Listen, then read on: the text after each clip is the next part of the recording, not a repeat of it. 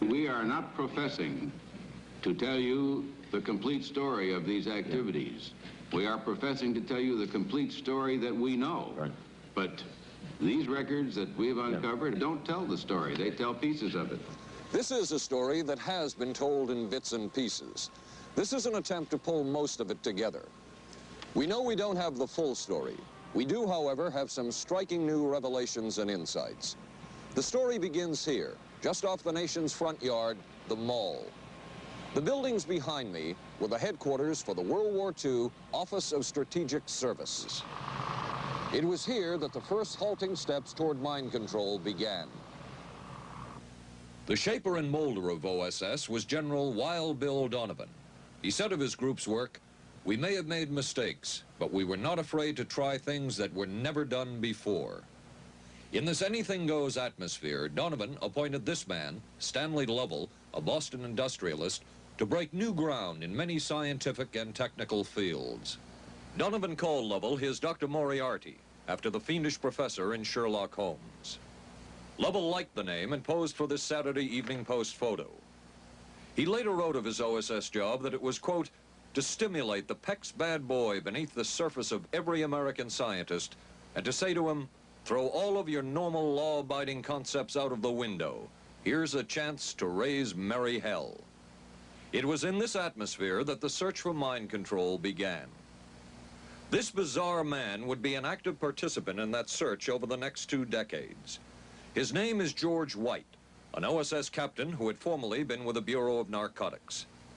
In his diary, seen here publicly for the first time, White left a legacy of the darker side of American intelligence work.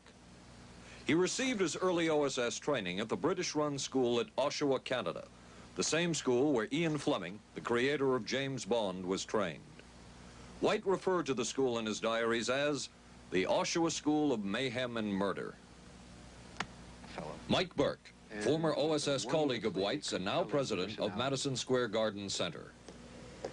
Very compelling fellow, mysterious fellow, almost mystical fellow. He was fascinating because you knew something about him, but not enough about him to really get a fix on him. He also knew a great deal about the swifter elements of society, the gamier side of life, and he was very impressive in his technical knowledge of the underworld, so to speak. He said, one of our men gets beat up. He says, you have to act real fast and teach these guys a lesson. Charles Siragusa, a former narcotics officer and friend of White's. He'll come around, he says, and break your kneecaps. And with that, one guy laughed, and George would always have a little Billy with him. And this one guy sort of naked. George White turned around and whapped him across the neck with it. Then he picked up a pool stick and started beating everybody up. He made his point. And he made his point. George White was not a man of understatement or subtleties. His boss at OSS, Stanley Lovell, referred to him as deadly and dedicated. In this note from White's diaries, it says, call Lovell regarding TD. TD was a rather transparent cover for Truth Drug. George White worked with the Truth Drug Committee here at St. Elizabeth's Hospital in the nation's capital. They experimented with mescaline, scopolamine, and marijuana on unwitting victims. The committee soon learned there was no easy panacea, no truth drug at this stage. But White and later colleagues would not stop trying. The goal remained the same. As this 1952 CIA memo says, the aim is controlling an individual to the point where he will do our bidding against his will, and even against such fundamental laws of nature as self-preservation.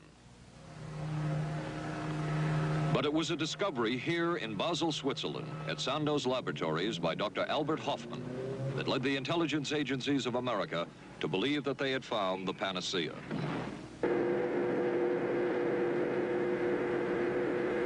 The discovery was lysergic acid diethylamide, LSD. The film that you see is considered by many experts to be the closest illustration of the effects of a hallucinogenic. It was one of the first times that anybody had run into a powerful drug that was different than anything else that they knew anything about, John Gittinger, recently retired chief psychologist for the CIA. This is the first time Gittinger has been interviewed publicly. We could disable a whole city by putting a very small amount on a water supply. After all of these years of us, those of us who are involved in looking for this secret drug, this was the only thing that began to look for the first time like it might be something like that. The CIA's interest in LSD was intense. The worry was that the Russians would get hold of it. Were the Soviets into LSD? I'm going to have to say I'm sure they were, but if you ask me to prove it, I've never seen any direct proof of it. But at one point, intelligence information received from Switzerland said that Sandoz Laboratories was about to put 100 million doses of LSD on the open market. And it caused enough concern within the agency that the United States was prepared to buy the entire supply. However, a slight mistake had been made. The mistake is made public for the first time. I just found out on a new CIA document that there were no such large quantities of LSD on the market. John Marks has filed numerous Freedom of Information suits against the CIA and has unearthed much new material. He is the author of The Search for the Manchurian Candidate, a history of intelligence agency work with mind control. He is a consultant for this report. What happened is that there was a military attaché in Switzerland, an American officer, who got milligrams and kilograms mixed up. In other words, he made a mistake of thinking 1/1000th of a gram was the same as 1,000 grams, which is a mistake of 1,000,000 times. So when the CIA got the intelligence that there were 100 million doses on the market, in fact, there were 100 doses. The man who would oversee the CIA's research into drugs and most of the agency's behavior programs is this man, Dr. Sidney Gottlieb, a chemist. Dr. Gottlieb declined ABC News' request for an interview. In their never-ending search for the miracle weapon, CIA operatives searched here in the remote mountain areas of southern Mexico for what up to then had been considered a myth, magic mushrooms. They used this man, a part-time chemist for the CIA, to dupe this man, a vice president of a bank and an amateur mycologist or mushroom expert, to try to get to the magic mushrooms and turn them into a drug. But it would be the amateur, R. Gordon Wasson and his colleagues, who would win the race and develop the drug psilocybin from the magic mushrooms. We went into the Mazatec area, far from the highways, remote from Mexico City. There we found that rotten bagasse, as it's called, bagasso, covered with mushrooms. These mushrooms I didn't know, had never seen. They were the sacred mushrooms. Wasson would also discover and record the ancient mystical rites of the mushrooms from a local shaman or magical priestess, Maria Sabina.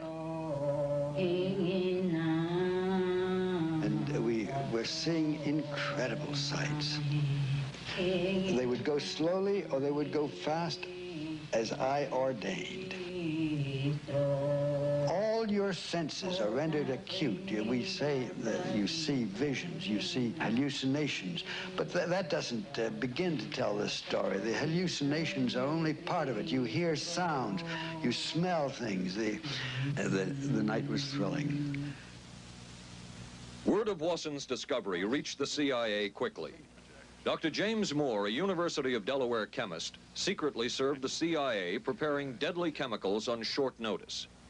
Moore was instructed to get close to Wasson and accompany him on another trip to Mexico to get the magic mushrooms. Internal documents show the CIA felt a drug derived from the mushrooms could remain an agency secret. What in the world were they looking for with the magic mushrooms? I think the best answer to that is that they were looking for fundamental information on compounds that would be capable of causing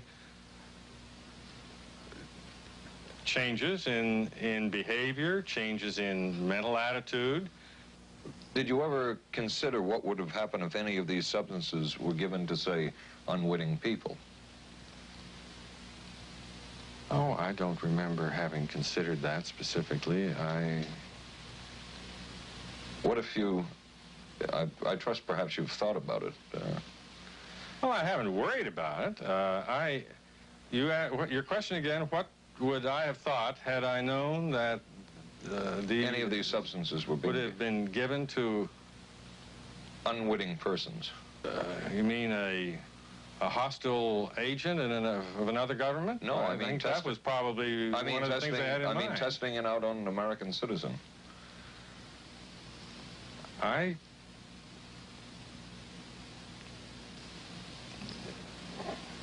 I guess I must seem very, very cold-blooded about this, but I don't recall ever having been very much preoccupied with that issue. But many drugs were tested in this way.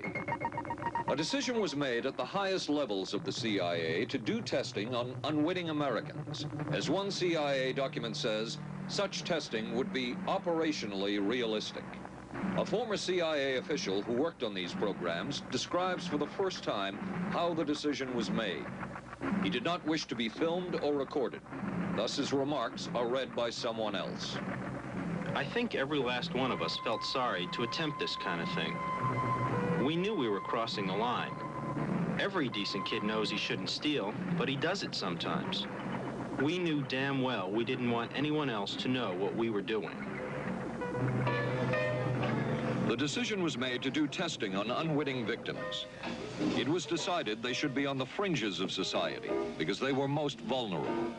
It was the borderline underworld, prostitutes, drug addicts, and other small-timers who would be powerless to seek any kind of revenge in case they found out. And as their predecessors had a decade earlier, the CIA turned to George White for help. White was now a high-ranking narcotics official, and by this time, the stories about George White were legendary. So the waiter says, "You may help you, monsieur?" And George White was busy talking with me.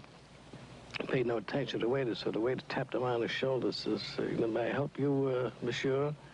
George White turned around, whipped his gun out, and stuck it in the guy's face like this in this crowded restaurant.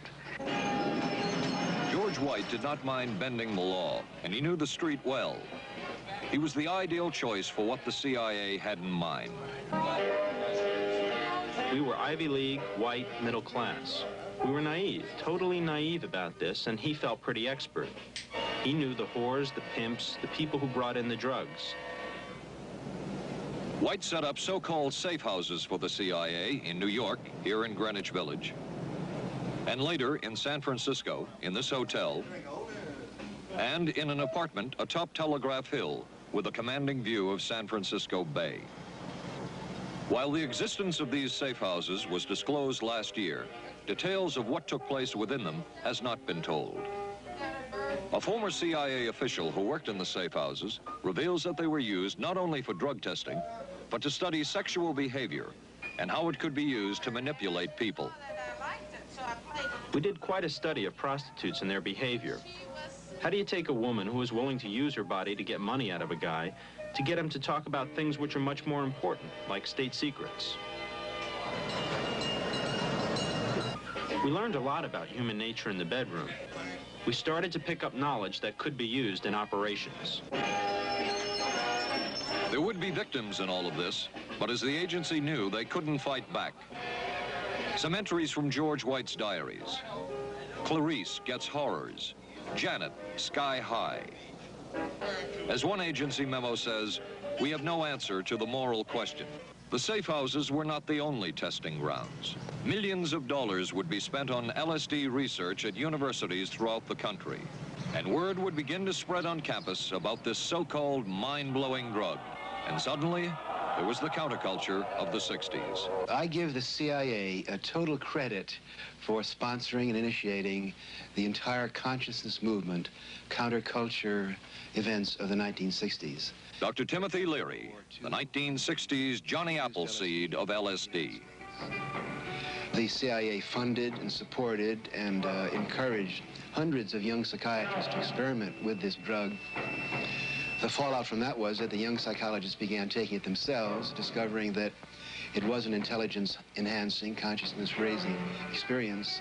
I know that some of the studies in which the CIA had supported, used as subjects people who later became strong proselytizers of LSD. So, in that sense, yes, I think it did sustain the perpetuation of the use of the drug. And it's rather ironic, isn't it?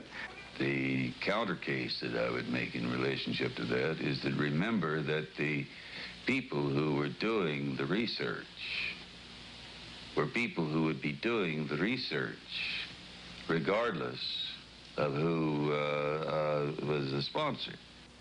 I don't think anybody working in that time in the remotest ever thought that it would blow up into the kind of thing that it did.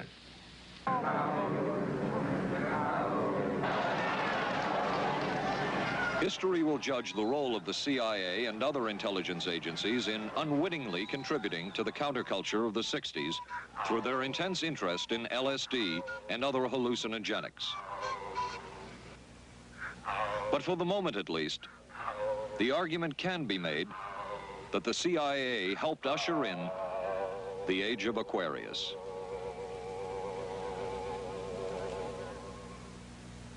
Covering a span of history such as we are in this report, one can get sidetracked by the so-called glamour and mystery of espionage work or by the exotic qualities of some drugs. But what you can't lose sight of is what all of this would mean in terms of individual human beings. There would be deaths, there would be long-lasting and harmful effects. The best-known case is that of this man, Frank Olson, a chemist employed by the Army Chemical Corps, who in 1953 was slipped LSD unknowingly at a meeting with CIA officials. Shortly after that, Olson went into severe depression. He ended his life at this New York hotel by diving through a shaded closed window in his 10th floor room. Frank Olson was the first known fatality in the CIA's LSD program. Olson left behind a widow, Alice, and 3 children, but it would be years before they learned the real story of his death. Shortly after his suicide, Alice Olson was visited by Dr. Sidney Gottlieb, the man who had administered the drug, and by Robert Lashbrook, his deputy, who was the last person with Frank Olson the night of his death. It was probably to check me out and see whether I was handling myself and handling the situation, whether I was hysterical. And I'm sure they left the house feeling ever so much better because I had been gracious and hospitable to them, so that I must have played right into their hand and made them feel fine. 23 years later, how did you feel about that meeting? My anger was unbelievable at how I had been duped for this length of time, and the anguish which was unnecessary. Anyone who knew during all of those years never told Alice Olson the real story of her husband's death. She would discover it by accident more than 2 decades later. In essence, it was a 22-year-long cover-up. Lyman Kirkpatrick was Inspector General of the CIA at the time of Frank Olson's death. But had not the Olson case occurred within the secret confines of the CIA, would not this case have been a prosecutable case? Perhaps manslaughter? I would think definitely prosecutable, and certainly from the point of view of of Mr. Olson, why it should probably have been actionable. Frank Olson's suicide slowed down the CIA's testing of LSD and other drugs, but only momentarily. The CIA was not the only government agency interested in the possibilities LSD and other drugs presented for mind control. The Army Chemical Corps first started working with the CIA and then branched off on its own. It too tested drugs on unwitting victims, and a death would result. The case of this man, Harold Blower, a tennis pro, seen here with his daughter Elizabeth, is well known. In 1953, Blower was a private patient at the New York State Psychiatric Institute. He was given 5 injections of a mescaline derivative that was being tested secretly for the Army Chemical Corps. With the 5th injection, Harold Blower died. As with the Olson case, a 22-year cover-up followed, until finally the Army admitted the real details of Blower's death. Since the initial news stories of Harold Blower's death, close to 5,000 documents, previously classified, have been released by the Army and obtained by ABC News. They provide valuable insight into Army activities at the time of Blower's death and where the Army went from there with their own drug testing program. From a previously classified deposition of Dr. James Cattell, who administered the mescaline derivative, on the purpose of the drug testing, to produce symptoms similar to those that you see in schizophrenia, on how much the patient knew about all this. We didn't delineate all the possibilities of what might happen because then you contaminate your experiment. Cattell then relates that he never even knew what drug he had given Harold Blauer because of the secrecy of the Army experiments. We didn't know whether it was dog piss. This was secret. This was a secret. We weren't in on it. We asked Blauer's daughter Elizabeth for her reaction. What? How can anybody react to that? I mean, that is so far from what you'd expect from a human being, never mind a doctor, never mind a professional specialist who's supposed to care about people's minds. It's unbelievable. A suit filed by Elizabeth Barrett against the Army Chemical Corps is now pending in federal court. Other Army experiments continued on mental patients around the country. Work done at the Tulane Medical Center in New Orleans involved several drugs, hallucinogenics, and electrodes implanted in the brain. The chief researcher was Dr. Russell Monroe, now head of the psychiatry department at the University of Maryland. These are various progress reports written by Dr. Monroe and recently obtained by ABC News. From one of the progress reports, a report of a woman who had electrodes implanted in the brain and was then given LSD and other drugs. She became agitated, cried, lapsed into a trance-like state.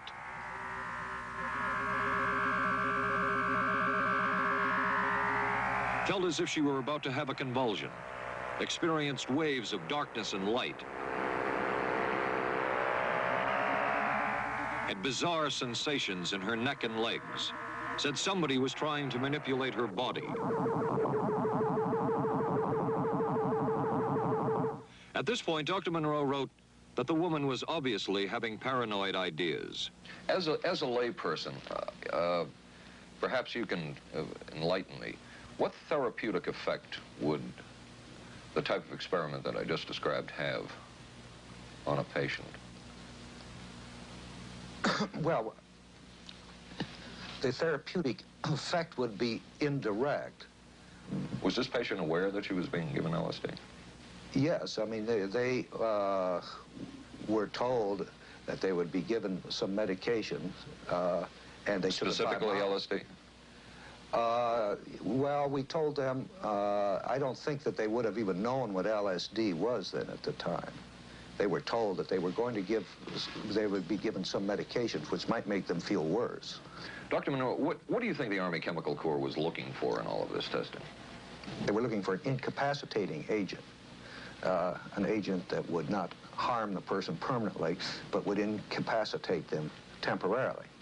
That seemed like a humanistic way to wage a war, if war is necessary. When James Thornwell was given LSD by Army intelligence in 1961, this time it was no experiment. This time the express purpose was to peel back Thornwell's brain to bear any secret within it.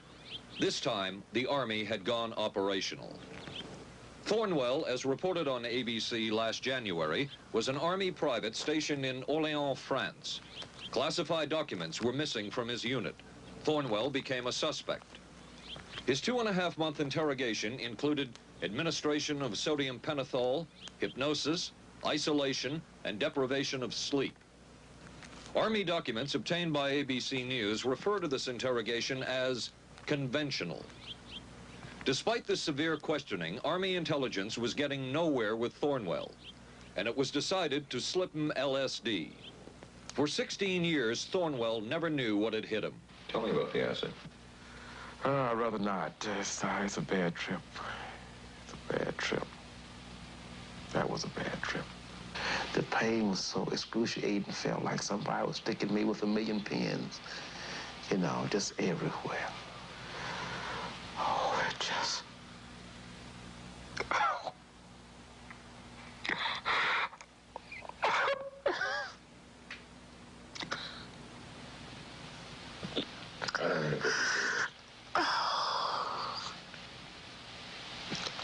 You want to stop for me?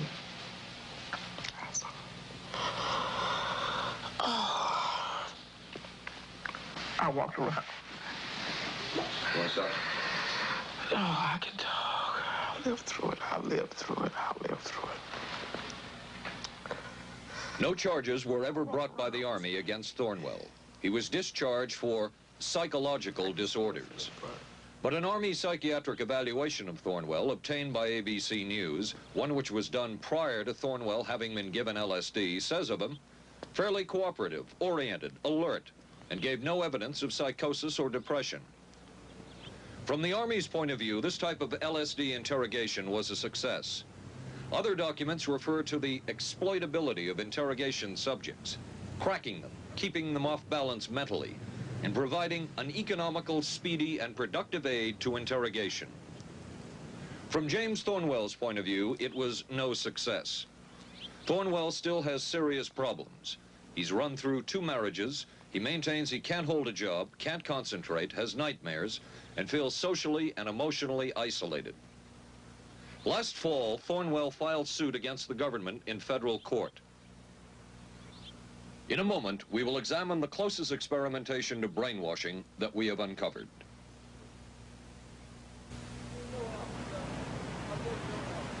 By far, the most chilling experiments we have uncovered took place at this Gothic estate called Ravens Crag, halfway up Mount Royal in Montreal. It houses the Allen Memorial Institute of Psychiatry of McGill University. It was here that the CIA funded a series of experiments, severe experiments. The work was done by the Institute's then director, Dr. Ewan Cameron. It is the closest experimentation to brainwashing yet disclosed.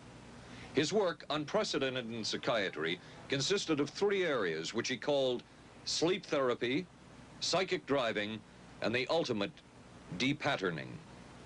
Dr. Maurice Dongier, current head of the Allen Memorial Institute. In his psychic driving, so-called type of therapy, he would give the patient intensive electric treatment in order to make the patient regress deeply, become forgetful, and then he would attempt to implant new ideas in the mind of the patient. Now, to a layman, it would appear that Dr. Cameron was trying to take the slate and wipe it clean, the slate being the mind. In other words, brainwashing. Exactly, that's a very good comparison. Brainwashing. Yes, if you like.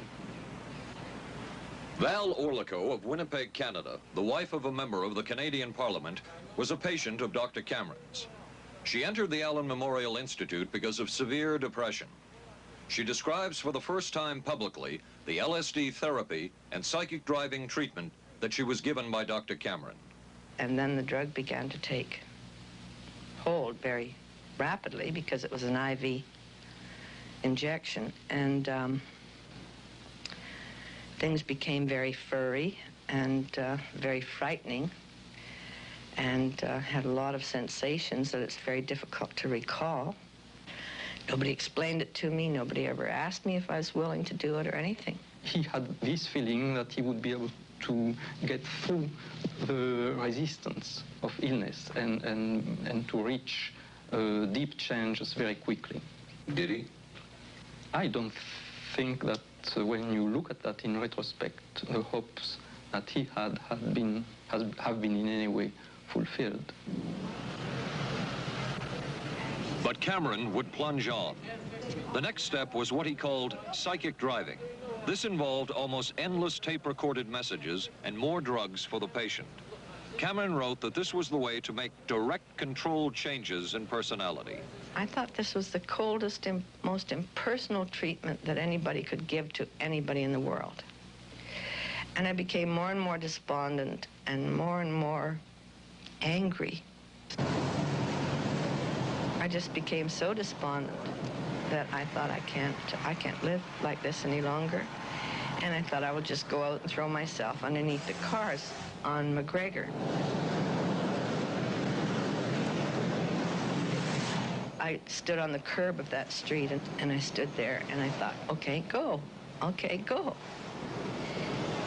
And then I thought, what if you're not killed?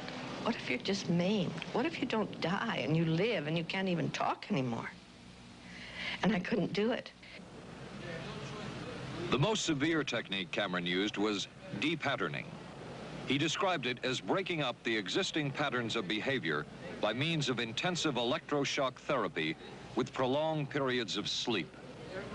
He carried out these experiments in something he called the sleep rooms. People in there were like babies. They cried and they were very disoriented. And we were very afraid of the sleep room. We used to walk very carefully against the side of the corridor that was opposite the sleep room with our backs to the wall when we'd go by. Cameron used this combined sleep electroshock treatment on patients as long as 30 days. One patient he kept asleep for 65 days. Cameron retired, and his successor, Dr. Robert Cleghorn, ordered a follow-up study on the patients treated with Cameron's de-patterning method. Showed that it was no more beneficial in its result than the use of more conservative methods. But the follow-up study showed that 60% of those who had been de-patterned still had amnesia for periods of anywhere from 6 months to 10 years. That's quite a memory loss, isn't it? That is a memory loss. Indeed it is. It's I think, more than desirable. In retrospect, does Dr. Cameron's experimentation and his treatment appear harsh? I would say yes. I mean, this forceful type of approach that I was describing to you is definitely, it can be said that it's harsh. I wouldn't call it harsh. I would say it was harder on the staff than it was on the patients, because these people had to be fed and they had to be cared for and they had to be given sufficient fluid and food and toileted and so on and so forth. It was a very difficult thing for the staff to follow these patients properly and see that they did well. Well, I'm glad he was concerned for the staff. But damn it all, I wouldn't. I could have maybe had a different kind of life. And that makes me angry and sad, and I don't know how to explain how I feel, really. I just. How did you feel when you learned that Dr. Cameron's experimentation was financed by the CIA? Well, I thought, oh, I can't even use the word that I thought, because I thought, that bastard. And he was too smart to, he knew who he was working for. And, excuse me, but I just, I just can't, sometimes I can't believe it, and yet I know it's true. If you had the opportunity to say something to the people at the Central Intelligence Agency who financed this study, what would you say? I realize the CIA is a very important organization and they have a very important job to do, but God, it surely doesn't have to be done on people who are totally incapable of knowing what's happening or having any defense against it. And I can't imagine the mentality of people who would do this. I just can't. As for Dr. Cameron, he died in 1966 while mountain climbing. A colleague wrote of Cameron, "For him, the ends justified the means. And when one is dealing with the waste of human potential, it is easy to adopt this stance." Dr. Cameron seemed ideally suited for what the CIA had in mind. It was the Cold War, and especially the trial of Joseph Cardinal Mindszenty, who was forced to testify in a Hungarian court that he was a spy. And then later, the Korean War, with the coerced and mainly fraudulent confessions of American servicemen. My generation took place on the... That would spark intense interest in intelligence circles about brainwashing.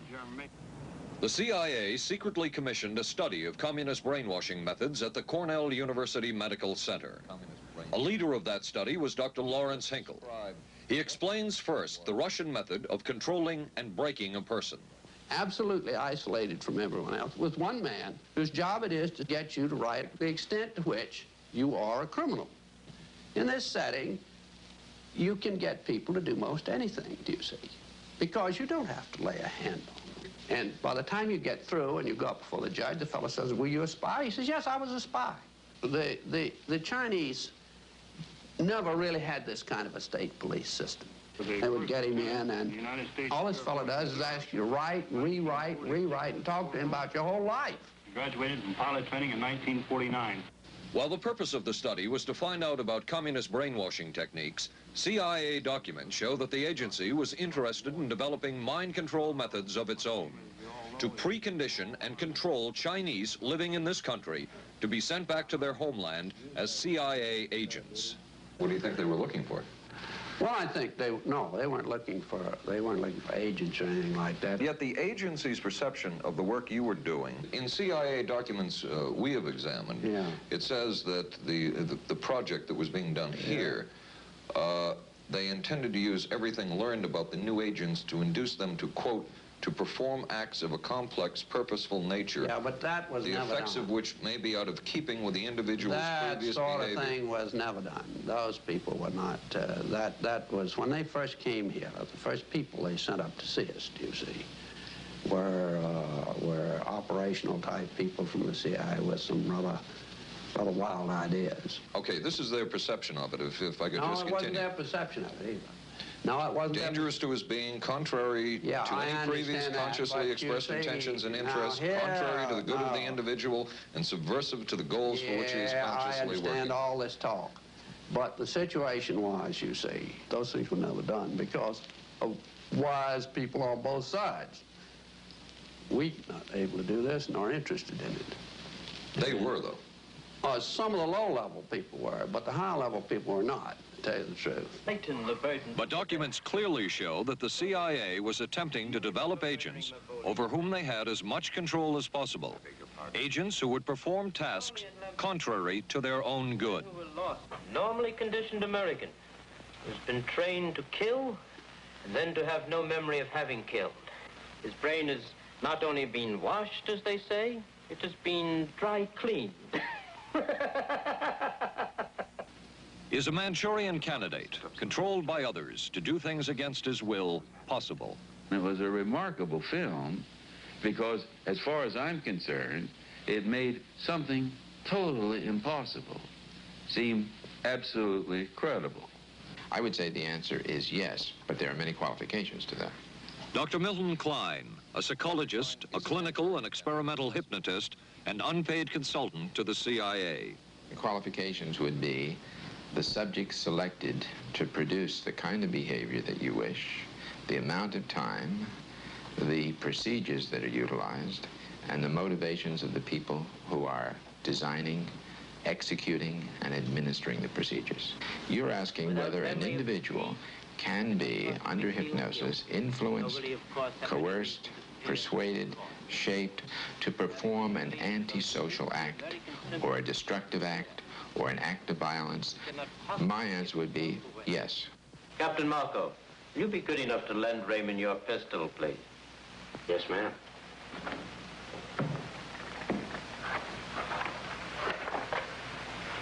Thanks, Ben. Sure, kid. Shoot Bobby, Raymond. Through the forehead. Yes, ma'am.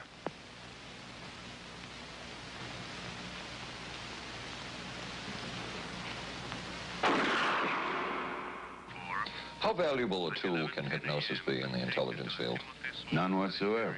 It has absolutely no use because nobody's ever been able to do that I know of, do it in an operationally feasible way. I'm not in any way saying that hypnosis doesn't take place. I'm not saying there's nothing to it. I would say that most government agencies concerned with intelligence operations have been looking to hypnosis as a tool for a variety of purposes, one of which is to carry out and to execute certain intelligence operations on a basis where they would not have to rely completely on some of their own emotional reactions. Actually, would that entail murder? It could, if you consider that an act of killing someone under circumstances of war is murder. I think one has to define what that means. Under circumstances of peace? Under circumstances of peace, it would be murder. Another former CIA agent says that Fidel Castro at one time was considered as a possible target for a Manchurian candidate.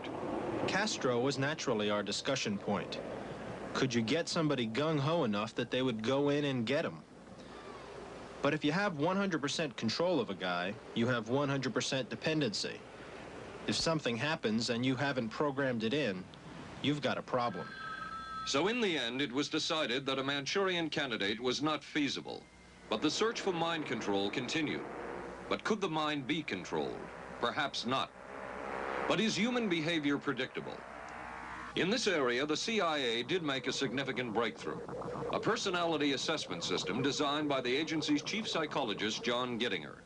It comes close to being able to predict how humans will behave. It's really a descriptive system, an attempt to try to describe personality in a relatively systematic way so that hopefully you can get some kind of an idea to predict what the behavior between different kinds of individuals. Gittinger's system had many uses in intelligence work. One was to draw personality portraits of world leaders. Using Gittinger's system, the agency concluded the Shah of Iran is a brilliant but dangerous megalomaniac whose basic problems resulted from an overbearing father. And there were other applications. Your assessment staff played a key role in helping other governments pick their police intelligence agencies, including, we've learned, the Korean CIA, Uruguayan National Police. Can you tell us about this? No. Author John Marks. The former #2 CIA man in Uruguay told me how in 1966, John Gittinger and an assistant traveled down to Uruguay and gave the tests in order to select members of the Uruguayan intelligence service. A psychologist who used to work for the CIA told me in 1961 he personally traveled to South Korea as part of an American CIA effort to set up the Korean CIA and to give the personality tests to candidates for the Korean CIA to choose the best man for their secret police. But one of the basic functions of Gittinger's system was finding the vulnerabilities of an agent, a double agent, or a potential agent. In its applicability to intelligence work, isn't the PAS system looking for a person's soft spot? Well, of course, the answer to that is yes, but I hasten to say soft spot. This is what I consider a negative word. Of the hundreds of behavioral projects undertaken by the CIA, Gittinger's appears to have been one of the more successful and more conventional. Other experiments were not as conventional.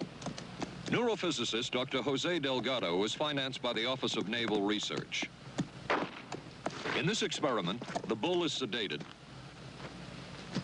Electrodes are implanted in its brain. Delgado transmits an electronic impulse to the center of the bull's brain. Delgado has remote control of the animal. Recently released CIA documents refer to the feasibility of remote control of animals and that special investigations will be conducted toward the application of selected elements of these techniques to man. Other areas were examined through the 60s and 70s. Brain surgery, psychosurgery, creation of amnesia, parapsychology, manipulation of genes. Even though past and present CIA officials have indicated this kind of work ended in 1963. Whole truth, nothing but... And one of those who took part in these programs. Thank you, sir. In 1977, a Senate subcommittee heard testimony from many of them, but the testimony was not that revealing. According to one of them, they agreed amongst themselves to keep the inquiry within bounds that would satisfy the committee. Former narcotics officer Charles Siragusa says that he was asked to limit his testimony by the man he reported to at the CIA. He wanted me not to say anything. To perjure yourself. That's right. Well, either that, I'd have to perjure myself or take the Fifth Amendment. And I'm not about to take the Fifth Amendment for anybody. Okay. Former CIA chemist Robert Lashbrook testified he had no first-hand knowledge of the agency-run safe houses when, in fact, he supervised one of them. There was very little... And according to George White's diaries, was at a safe house when White conducted what he called an LSD surprise experiment. Dr. Sidney Gottlieb, whom we recently filmed near his California home, oversaw many of the CIA behavioral programs. He retired in 1973 and destroyed the records of this work. In sort of a valedictory letter, Dr. Gottlieb wrote that he and his colleagues had been able to maintain contact with the leading edge of developments in the field of biological and chemical control of human behavior. Dr. Gottlieb also testified before the Senate subcommittee, but from an anteroom where he could not be filmed because of what his lawyer termed health and cardiac problems. Dr. Gottlieb declined ABC News' request for an interview. And what of George White, the man who helped the agency in so many of its programs? He would retire here to Stinson Beach, California. And shortly before his death, he wrote to his boss at the CIA, Dr. Sidney Gottlieb, and summed up his career by saying, "It was fun, fun, fun. Where else could a red-blooded American boy lie, kill, and cheat, steal, deceive, rape, and pillage with the sanction and blessing of the All-Highest?" Has mind control been achieved? From all of the available evidence, it appears doubtful. The human will has prevailed up to this point. But as we have seen, work is continuing in this field, work that we still don't know very much about. How deeply are the Russians and other dictatorships into all of this? We really can't say, and the CIA is reluctant to give out information about it. But the basic question remains, what place does all of this have within a democracy? One final point should be made. As one of the persons who worked on these programs told us, we are very capable, conscientious, and very dedicated scientists working for our country. Their work speaks for itself. This is Paul Altmaier for ABC News. Good night.